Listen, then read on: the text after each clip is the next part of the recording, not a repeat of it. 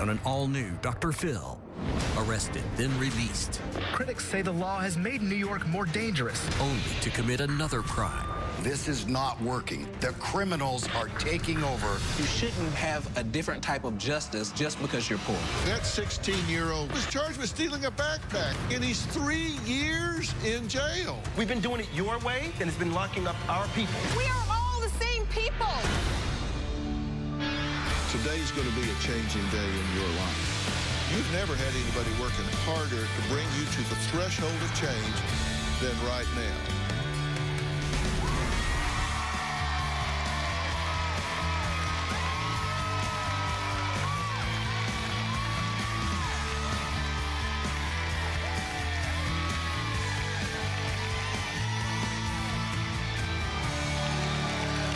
Well, I want you to imagine that your daughter is confronted at work by a bank robber who had just been released from police custody days earlier.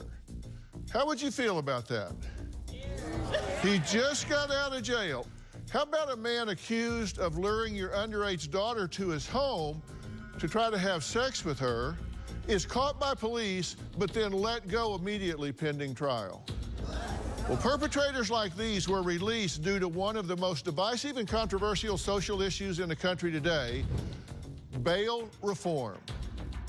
It effectively means 90% of the arrested population, people charged with offenses like aggravated assault on a child, stalking, and even criminally negligent homicide, must be released back onto the streets immediately, and there is nothing judges can do to stop it. It's important that you pay attention today, as what we are about to discuss will affect you in some way. Now, the recent changes to the conventional method of how defendants are released have been making national news. Take a look. Is the bail system rigged against the poor? Controversy over a new criminal justice reform. New York's bail reform law takes effect. Cash bail will no longer be required for most misdemeanors and non-violent felonies like selling drugs or burglarizing a home. Supporters say the old system unfairly targeted the poor. Khalif Browder sat in a Rikers Island cell for 3 years. Accused of stealing a backpack, Khalif took his own life after his release. Critics say the law has made New York more dangerous, allowing hardened criminals to be set free. New video tonight, police say, shows a man beating his girlfriend in a violent attack. But after the man was captured, officials say they had to let him go without bail. The key controversy is that in many cases, judges will not have discretion to hold suspects in custody, even if there's evidence the person is a danger to the victim or the public. Now, Khalif Browder was 16 years old when he was arrested in 2010 for allegedly stealing a backpack. Now, he was 16. He was charged with robbery, grand larceny, and assault. Bail was set at $3,000. The family could not afford that. They just didn't have the money. Take a look at what happened. Khalif Browder's story helped spark the bail reform movement. I speak for my brother and for those that have been through the injustice system. Akeem's brother, Khalif Browder, sat in a Rikers Island cell for 3 years, most of that in solitary confinement, accused of stealing a backpack when he was 16. Khalif took his own life 2 years after his release. The fact that a celebrity like Harvey Weinstein can make bail on rape charges, but someone like Khalif Browder can languish away in jail on theft charges, highlights the importance of bail reform. Well, we'll be meeting Khalif's brother, Akeem Browder, very soon. But first, I want you to meet two judges who are in direct opposition to each other when it comes to bail reform. Now, Judge Rosemarie Aquilina. Now, Judge Aquilina has been here before. She is a Michigan judge who first gained national attention for her handling of sports doctor Larry Nassar's sentencing hearing. She says she opposes bail reform because it forces judges to release people who run the risk of reoffending. Judge Daryl Jordan from Houston, Texas, says he supports bail reform and has made national headlines for wanting to abolish the cash bail system that he believes to be unjust. So please welcome these two very distinguished judges. So, Judge, let me start with you. Tell me why you favor bail reform. First and foremost, I believe in the Constitution and the 14th Amendment, which requires that people be treated equally. If I can give you an example, say I'm a student at American College of Healthcare, and it's exam week. And so I say, Lisa, can you give me a ride to Target? I need to buy some goods. Now, Lisa has a car, but she's poor. I have money, but my parents just didn't buy me a car. We go to Target. She goes and buys produce. I start stealing. I meet her in the produce section. We walk out together. Under the law of parties, most likely both of us are going to be arrested and taken down to the county jail. Now, keep in mind, Lisa's poor, so every day that she's in jail, the tow fees on her car is going up, and it's finals week. We get to court. They give me a $5,000 bail. I simply call my parents. I go home. I'm guilty. Lisa's innocent. She stays in jail all weekend. On Monday, her defense attorney comes back and talks to her, and she says, well, I wasn't with Daryl. I was getting kale. And so I don't know what he was doing. We walked out together. He says, well, great, we can get the video. She says, well, that's awesome. The case will be dismissed. Then the lawyer says, well, yeah, that's going to take 60 to 90 days before the video gets here. And so she has to sit in jail for 60 to 90 days. She flunks out of college. She loses her car. She gets evicted from her apartment. And the only difference between us, I had money and she didn't. That's not the way our criminal justice system should work. Money should allow you to have better clothes, a better car, a better house, but you shouldn't have a different type of justice just because you're poor. Okay, well said. You think bail reform is a bad idea because it puts dangerous people back on the street, correct? Correct. What should happen is that these people should appear in front of a judge and there should be a lethality assessment made, meaning that we should look at, will they appear in court again? And are they a danger to themselves or the community or the victim? But crime does not have a wallet. It doesn't have a sexual preference. It doesn't have a gender. It doesn't have a race. It's about safety. Well, when we do what we're talking about with bail reform, what you're basically saying is the judge has no discretion. Right. If you bring these people in front of you and you decide that he's the problem and she's not, you have no choice. You still have to let both of them walk under bail reform. And you're saying you have no confidence in the judge's ability to make a decision. What my focus is, once you set a dollar amount to somebody's release, you're telling people that person is now safe. And so if me and Lisa are arrested and we have a $10,000 bond, why do I need a special assessment to determine if I'm dangerous or not? Because if I had 10,000, I'm safe. Now, if all dangerous people stayed in jail, I'm all for that.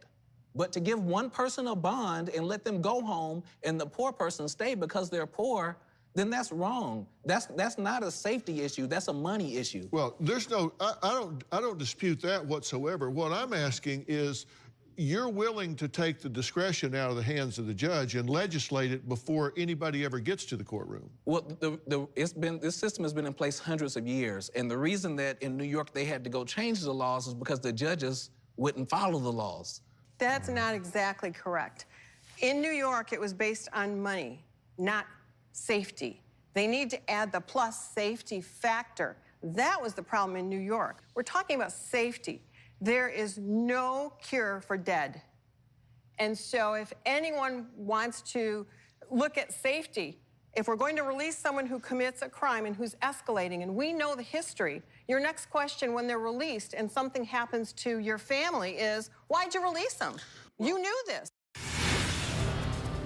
Rich people had bail reform already, so they got out and went home. The only difference now is poor people are put in the same position as rich people.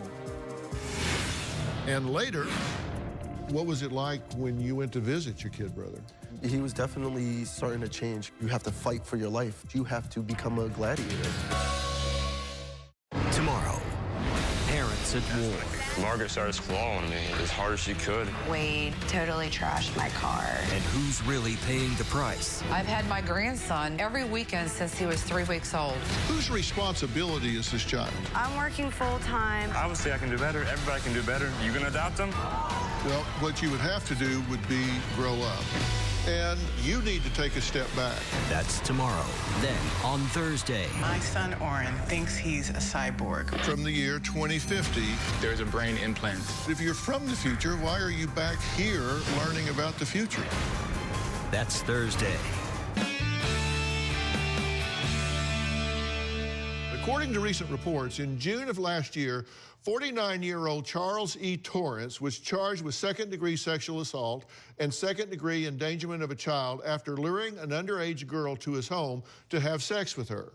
He was being held in custody pending trial, but because of the new bail reform laws that passed in January of this year, he was released in February. Torrance failed to appear for a scheduled proceeding recently and was a fugitive until he was tracked down in Philadelphia and extradited back to New Jersey. As my understanding is, bail reform says you don't let out everybody, you just let out people that are nonviolent crimes and certain categories of crimes, right? But how does that apply to sexual assault? That's a violent crime in my book, isn't it? I mean, how did they decide what goes under this and what doesn't? And this isn't a popular answer, but myself and the judge are both required to uphold that people are innocent unless they are proven guilty. And you as the public don't have to, but we have to. And so you can't punish somebody for a crime that they haven't been convicted of. Now, if you tell me that everybody charged with sexual assault is held in custody and there's no amount of money that will get you out, then that's fine. That's equality for everybody. But the minute you say, if you have $50,000, you go home, and if you don't have $50,000, you stay in jail, what you are telling the public is that money makes you safe. Okay, what do you want to say? I just want to, that is not correct. I do personal recognizance bonds, which are zero bonds all the time for people who can't afford it in those situations, but I put safeguards because I do that lethality assessment. I put GPS tethers. I make them check in. I have all sorts of things. If they're ill, I have them take their medication so that they are not a danger. I put them under house arrest. So the wallet does not drive this, safety does. What is a life worth? Well, I can come sit on the same side because you believe what I believe. Conditions make people safe. Money plays zero role. Whether you pay $1 or $1 million, that makes no difference. Exactly what you just said. Conditions of release make people safer. So when we argue about bail reform, rich people had bail reform already because they were born with money or parents worked and had money, so they got out and went home. The only difference now is poor people are put in the same position as rich people. That's it. When he came out in 2013, Khalif was not the same Khalif. The damage that was already done was not just physical, it was mental. I think it's fair to say that Khalif wouldn't have committed suicide if we had bail reform that we have today. And later, were you told that he was released? Yeah, through a text message. What was your reaction? I was horrified. We can't believe that he's out. 16-year-old Khalif Browder was walking home from a party in the Bronx when he was stopped by the police and arrested for robbery. There was a guy in one of their police cars that was saying that I allegedly robbed him. Then they said, we're gonna take you to the precinct, and I never went home. There was times when I had cried myself to sleep. But at the time, I was put in solitary confinement. After a while, I just gave up hope. At one point, I tried to kill myself. I had ripped my bed sheets and made a noose out of it, and I had hung it to something that's on the ceiling. I was about to jump, and the correction officers they opened my cell, and when I jumped, they grabbed me, they cut me down. After 33 months, right. They come to Khalif and offer him a plea deal. You made a decision that you were going to fight this. Because I know deep down inside in my heart, if I just cop out and say that I did it, nothing's gonna be done about it. I didn't do it, no justice is served, nobody hears nothing at all. I felt like I had to fight. I had to fight.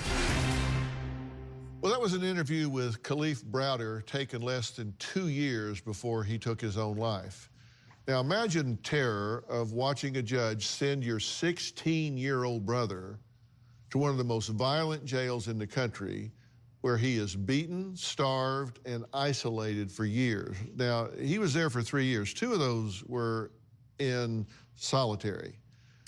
Now, his crime, not murder, not terrorism. It was a 16-year-old kid that stole a backpack. I'm Akeem Browder. Khalif Browder was my brother. My brother, Khalif, took his life after 3 years of wrongful incarceration for a crime he didn't commit. When he came out in 2013, Khalif was not the same Khalif. The damage that was already done was not just physical, it was mental, emotional, psychological. When Khalif came home, he tried to go back to normal society, or quote-unquote normal society. So he went to college. That was when Khalif became more paranoid at the thought that he could easily be taken back to jail. After Khalif's death, I began advocating for bail reform. I wouldn't allow my brother's death to be in vain. I formed a grassroots organization called Shut Down Rikers, and I started going to town halls. My brother's story actually touched the heart of a lot of elected officials, but we have to keep on going. I hold the entire system of incarceration, the school-to-prison pipeline, for the death of my brother. I think it's fair to say that Khalif wouldn't have committed suicide if we had bail reform that we have today. Well, Akeem, first off, I'm very sorry for your loss. Thank you. What was it like when you went to visit your kid brother? My brother, he was definitely starting to change. He was progressing to be what that jail makes you out to be, a hardened lifestyle that you have to fight for your life. In that situation, Rikers Island is like many other jails. It's the corruption, the culture of violence. It predicates that you have to become a gladiator.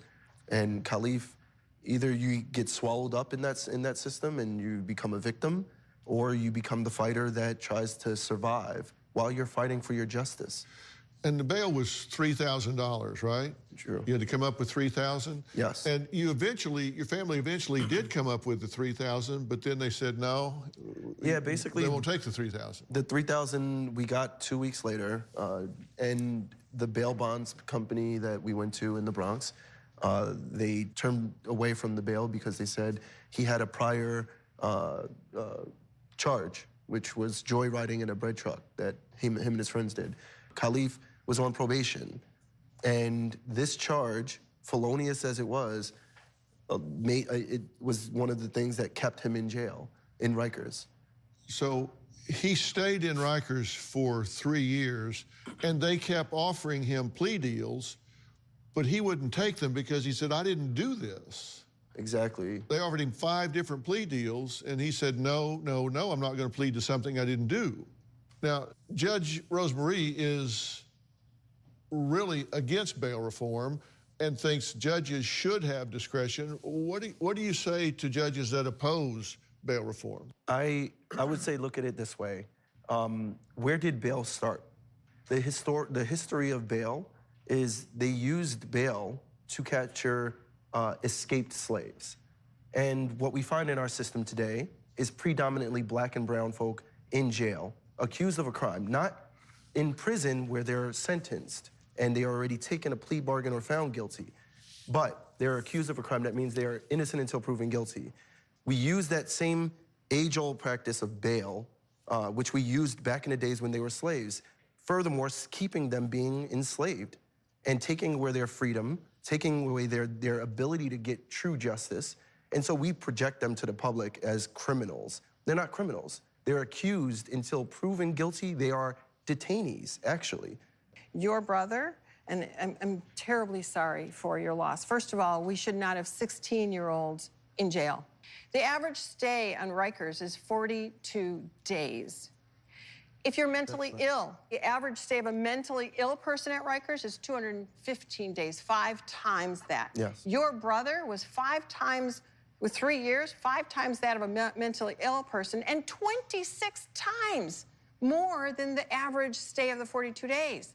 Now, he never should have been there, but there needs to be a different place for minors. There needs to be assessments that include addressing homelessness, that address mentally ill. We need to start over. Yeah. This law, though, that only addresses no bail and not safety, is a problem and is overreaching and will cause more problems. When you say safety, we have to understand the metrics of safety. So predominantly, when you're talking about safety, are you talking about, which in New York, maybe not in your state, but in New York, they're conditioning safety upon the person's job status or the person's living conditions as far as are they homeless or not? Or do they have enough money or family that can support? This is not metrics for safety. This is metrics for racial bias. We have another story to examine. The family of a young man who died in a car crash caused by a drunk driver is outraged because that driver is walking free right now due to bail reform. We'll talk about that after the break.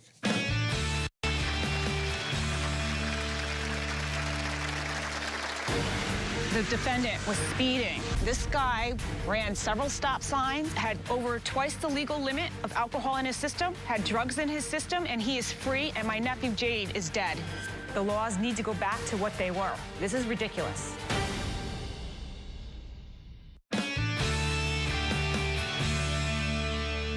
As you can imagine, these reforms have made a lot of people angry, including my next guest, who not only has to live with the loss of her nephew, who died in a car crash caused by a drunk driver, but also has to face the prospect of bumping into this person in her neighborhood as he was released without bail last week.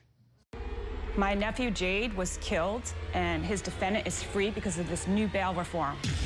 The night my nephew was killed, he was in the car with 4 people, one being the accused defendant. They ran into another car. The defendant was speeding. This guy ran several stop signs, had over twice the legal limit of alcohol in his system, had drugs in his system, and he is free, and my nephew Jade is dead. My nephew was partially ejected from the sunroof and was killed pretty much instantly. After about 6 weeks, the defendant was finally arrested, and he went right to jail. He was charged with 4 counts of vehicle homicide and 1 count of assault. Now, the defendant was released under the new New York State bail reform laws that took place January 1st, 2020. He was released just February 13th at 5:23 from prison. The defendant actually lives in the same small town, and I'm scared to run into him. Jade deserves justice. My nephew was 25 at the time of his death. He was a caring, young, talented musician that had his whole life ahead of him. Can anybody believe that this guy is actually free after everything he has done? He is a danger to society. The laws need to go back to what they were. This is ridiculous. Well, Tina joins us in the audience now, so welcome, Tina. Hi. And let me begin by saying I'm very sorry for your loss. You say that this individual was released under bail reform. Were there any conditions of his release that you're aware of? I was told they took his passport, that's it. But with bail reform, there aren't conditions, they're just released, right? Right. The judge doesn't have the discretion to, like, take driver's license, suspend that until this is tried or cleared up or whatever. Well, people can get conditions. I read the articles. One judge ordered somebody to do a mental health evaluation. But in a case like this, when we say go back to the old system was pay money and go home. So and it doesn't matter what the charge is. The old system was you could be charged with murder, like shooting somebody, and if you paid money, you go home. That's our old system. So it's not detain people without bail. The new system is commit crime and go home, and commit crime and go home again, and commit crime and go home again. Are you saying that when people get arrested, that they've committed a crime? Is that what you're saying? Because you're a judge. It's innocent until proven guilty. However, there is the safety factors, and I've explained that previously. You know, I am nonpartisan. I don't know whose party you belong to and if this is a party line, but I'm talking about safety that affects everybody, and we have to make lethality assessments. I have exactly, and I'm so sorry for your loss, I had exactly this identical case on my docket this year, and the gentleman got out, didn't have a driver's license, a couple of weeks later killed a second person. He is now in prison. On bail reform? He was not on bail reform. So it was just on. He paid money and got out and did it. Thank you for proving my point. He had a PR bond. Thank you. He had a PR bond. Who gave it to him? The district judge gave him that, and then he killed a second person within a couple of weeks. Were you told that he was released? Yeah, through a text message. From? From the jail. Okay, so they did tell you that, that he was out. What was your reaction? I was horrified. We can't believe that he's out. We still can't believe that he's out. There's a system in place to pit people like you against me, and not people of a race or any, but your position of understanding what bail is and mine, and we're families of loss. And yet we're pit against each other as though we're supposed to be fighting against, we're both families of loss. I lost my mother through what happened to Khalif, and I lost my youngest brother. You lost a family member as well. I'm sorry for that.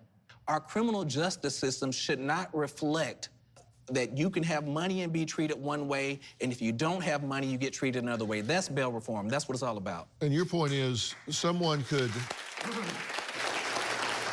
And your point is, if this man's family had money, she could run into him the same way if he's released on bail reform, because they could bail him out and she could run into him anyway. Rich people have been running into other rich people all their lives. The only thing that's changed now is poor people have been included.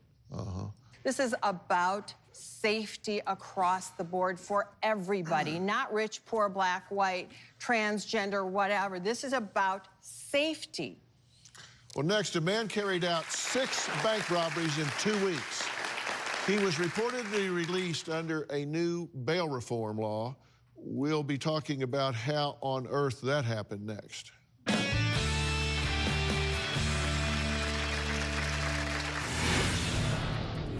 Money is a deterrent to crime. If you can't swim, don't jump in the river. If you're poor, then quit stealing. Just days after New York State's bail reform law took effect, some lawmakers say the new policy may need some tweaking. This man, Gerard Woodbury, arrested for robbing 4 banks in the city and in Brooklyn.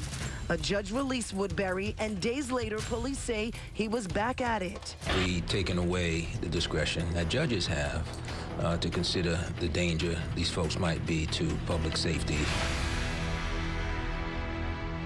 We're talking about the outrageous sentencing that judges sometimes give as a result of the controversial bail reform laws popping up nationwide, one of which led to the release of Jared Woodbury, a 6-time bank robber who stole $2,000 from banks in New York, but was released with no bail. Now, sitting on stage with me now are 2 judges, and we also are adding world-famous bounty hunter Dwayne "Dog" Chapman.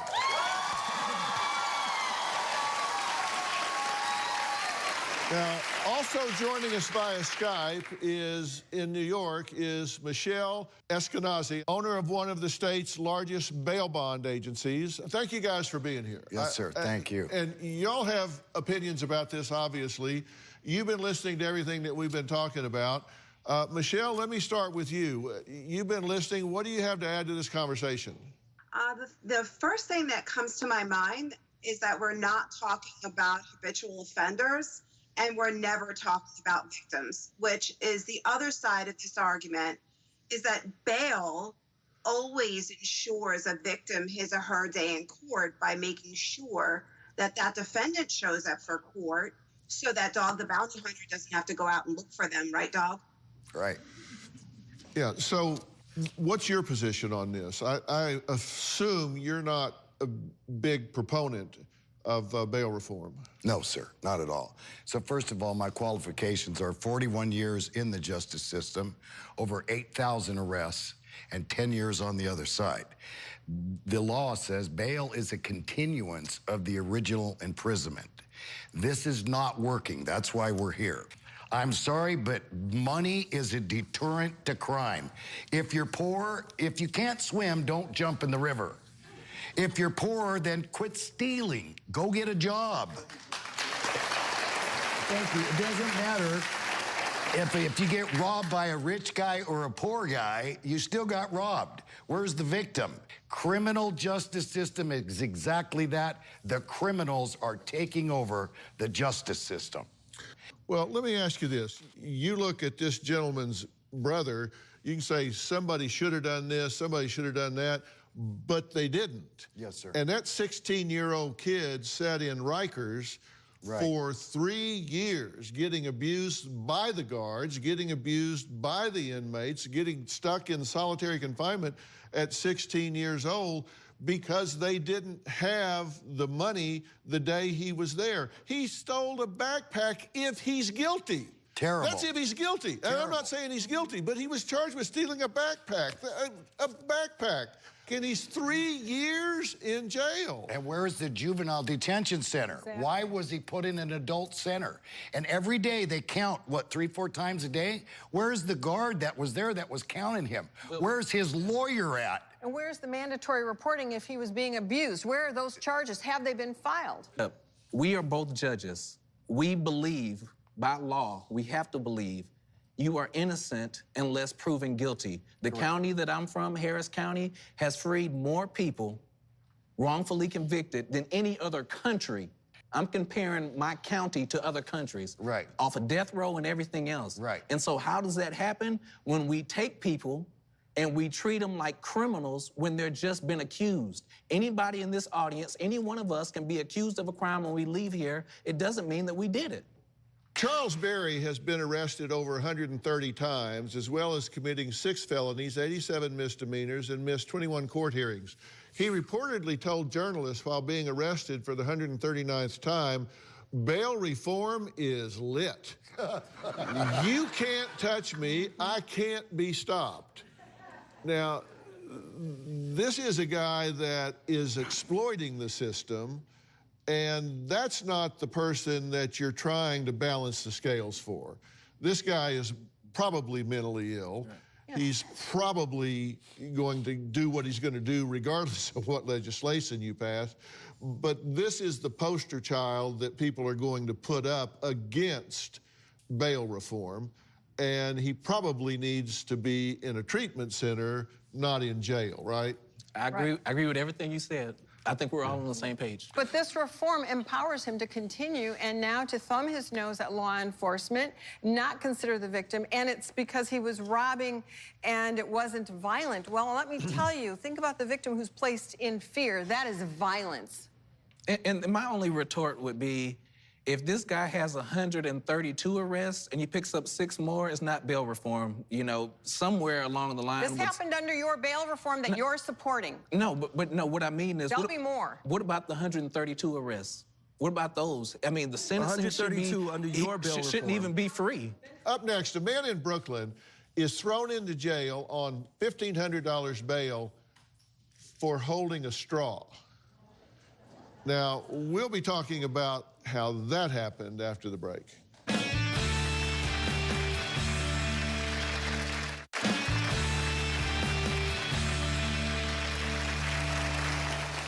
Okay, I want you to picture this scene. You're minding your own business. You're talking with friends. You're about to take a sip from a can of soda using a straw. You put the straw in the can. You're ready to take a sip, when all of a sudden a police officer apprehends you and arrests you. Why? Well, for suspected possession of drug paraphernalia.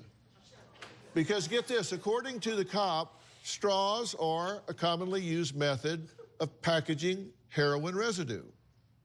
That's exactly what happened to Tyrone Tomlin in November of 2014. He was thrown into jail because he couldn't pay the $1,500 bail set by the judge.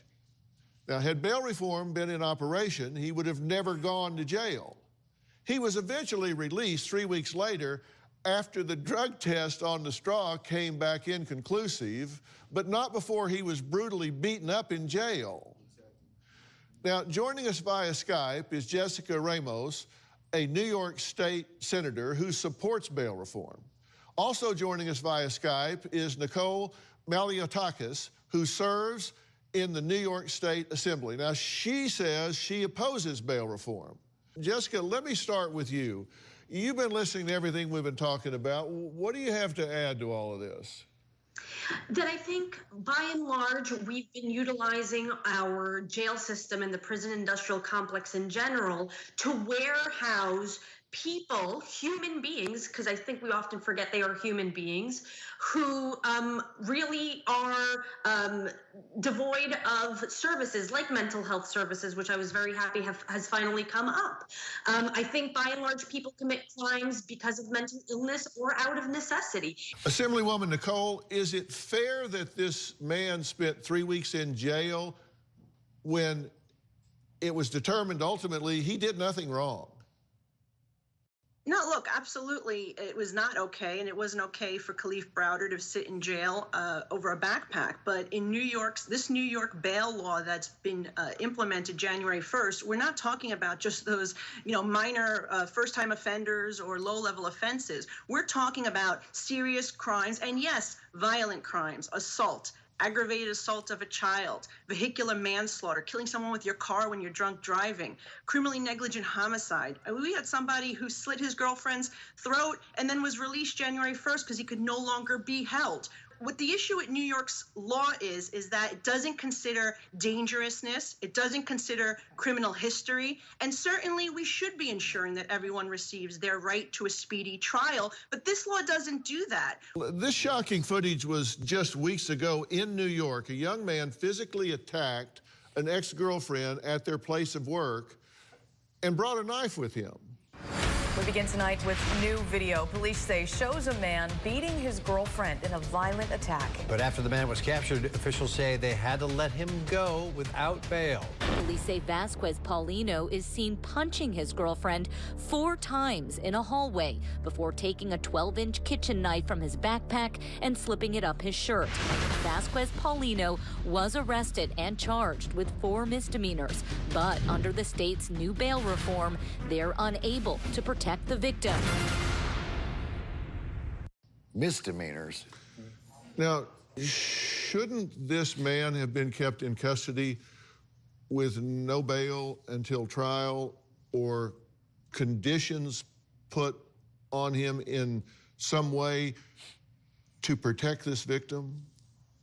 Yes to the second part. He should have had conditions upon his release. And keep in mind, what they said he was charged with were misdemeanors. There's a whole lot of issues that go on with this. The criminal justice system as a whole, some would argue, needs to be overhauled. Amen. This is a constant work that we are doing. The fact that he punches the girlfriend, which we saw, okay, and then he has a knife, there'd have to be a consideration. What's his background, and is he escalating? And is there a safety issue? What are we going to do about that? Because misdemeanor, felony, those get changed all the time. It doesn't matter. Let's look at safety, and let's look at that victim and the fear she must feel. We've been doing it your way for centuries, and it's been locking up our people. But we are all the same people. No. First of all, we're not all the same people because our class system changes our status.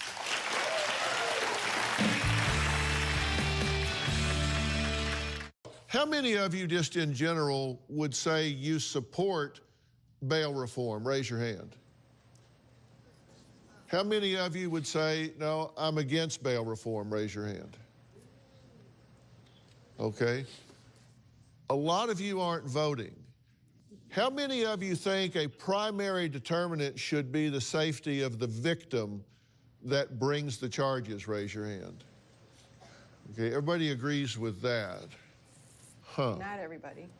I'm saying money shouldn't play a factor. So if it's safety, then keep everybody. But if Dr. Phil is charged with a crime and I'm charged with a crime, Dr. Phil shouldn't get to go home. I'm assuming you got a lot of money. You shouldn't get to, you shouldn't get to go home because you have money and I have to stay because I'm poor. That is simply it. And so unless you believe in a discriminatory practice where rich are treated one way and poor are treated the same, then you are for bail reform. The bail reform in New York does not consider safety. Let's consider safety, and hallelujah.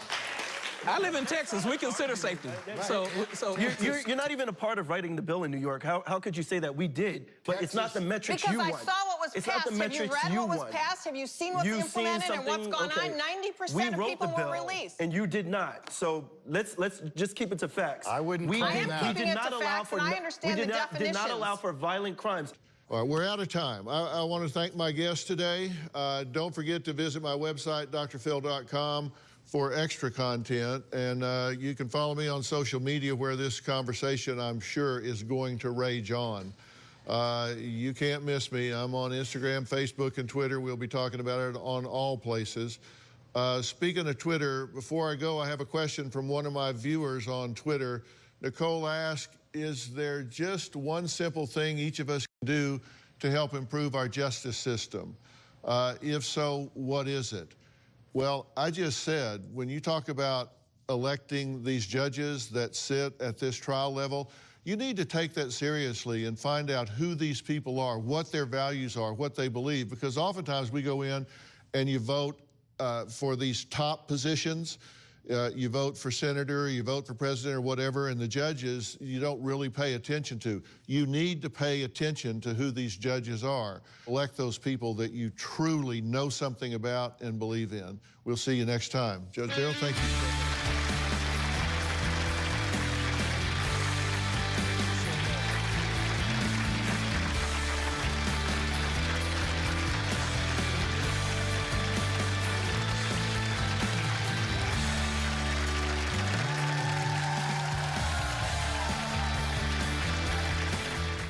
Bounce, bounce, all the girlies bounce. Take 'em to my house, turn the party out. Bounce, bounce, bounce, all the girlies bounce. Take 'em to my house, turn the party out. You warned me 1,000 times, memories can kill ya, but I didn't hear ya. I thought that I could fly, but woke up on the asphalt. I swear there was the last time. I've always been naive, call it.